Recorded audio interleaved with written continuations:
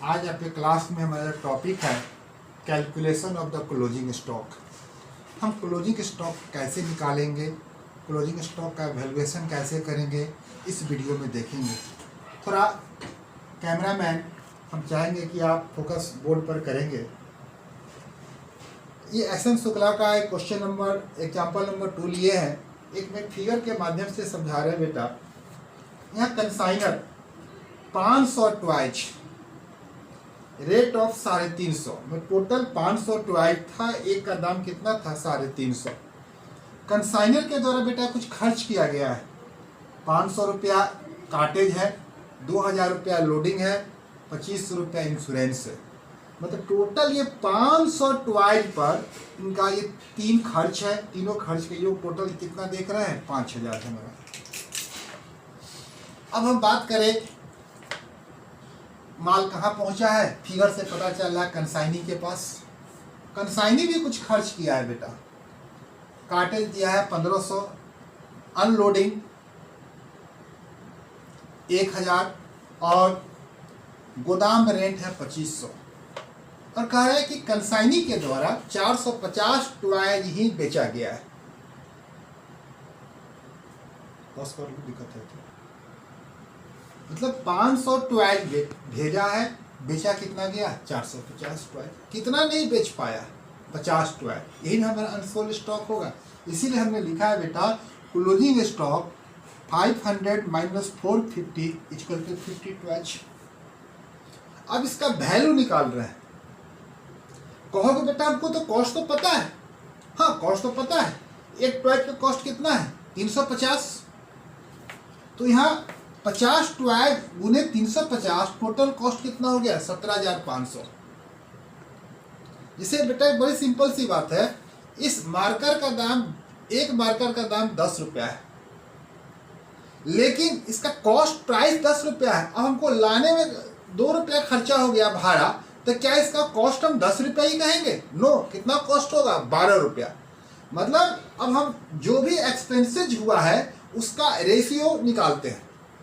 तो देखिए कंसाइनर के द्वारा कुल कितना खर्चा हुआ है? 5000।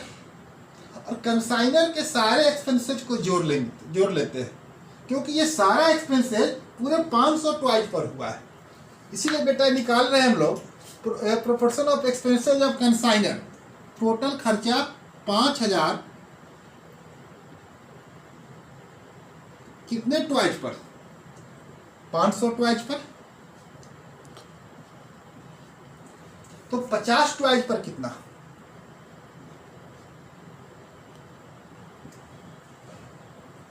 हो जाएगा 500। अब बेटा कंसाइनी का एक्सपेंसेस, कंसाइनी का एक्सपेंसेस में बहुत इंपॉर्टेंट बात, हम एक एक एक्सपेंसेज को पहले पढ़ेंगे। जो एक्सपेंसेज बिक्री से रिलेटेड हो, मतलब सेलिंग एक्सपेंसेज हो, उसे कभी भी हम क्लोजिंग स्टॉक का जब निकालते हैं तो वहां नहीं लेते हैं।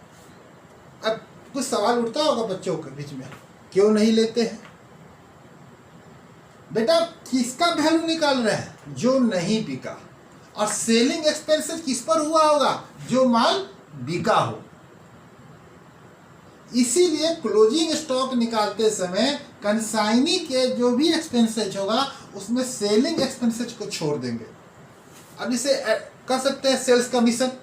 अब सेल्स कमीशन किस पर मिला होगा? जो कंसाइनी के द्वारा बेचा गया होगा उसी पर उसको मिला गया होगा। बट हम किसका वैल्यू निकाल रहे हैं? जो माल नहीं बिका। तो जो माल नहीं बिका उससे जो रिलेटेड एक्सपेंसेज होगा उसी एक्सपेंसेज को हम लेते हैं। अब जैसे यहाँ काटेज पूरे 500 रेडियो का दिया होगा। अब अनलोडिंग किसका किया होगा? पूरे का पूरा रेडियो उतारा होगा गाड़ी पर से।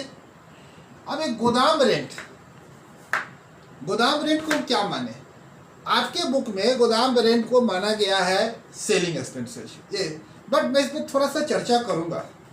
यदि माल सेफ्टी के पर्पज से रखा गया है तो गोदाम रेंट को हम कभी सेलिंग एक्सपेंसेज नहीं मानेंगे। बिक्री के लिए गोदाम में रखे हुए हैं गुड्स को, तो हमारा क्या माना जाएगा? Selling expenses. तो इस तरह से देखेंगे टोटल खर्चा तो दिखने से लग रहा है 5,000 है, बट इसमें सेलिंग एक्सपेंसेस को छोड़ देंगे तो गोदाम रेंट को हमें क्या मान रहे हैं, सेलिंग एक्सपेंसेस। बाकी खर्चा कितना है, 2500।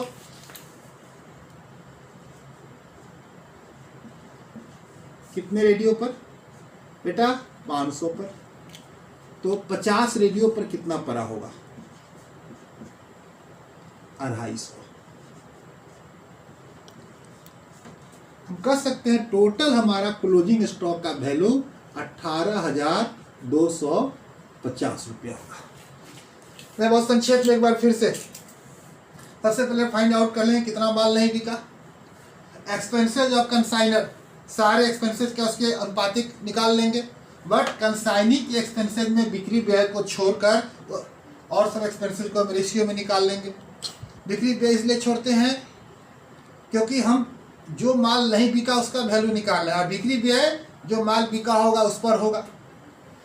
इस तरह से हम लोग क्लोजिंग स्टॉक निकाल लेंगे। और क्लोजिंग स्टॉक हम कंसाइनमेंट अकाउंट खोलेंगे तो क्रेडिट साइड में लिखेंगे, और एंट्री के बारे में बता ही चुके हुए थे। कंसाइनमेंट अनसोल्ड स्टॉक का एंट्री करते हैं, unsold stock account debit to consignment. इस तरह से आपका ये वीडियो ओवर हो रहा है। ओके।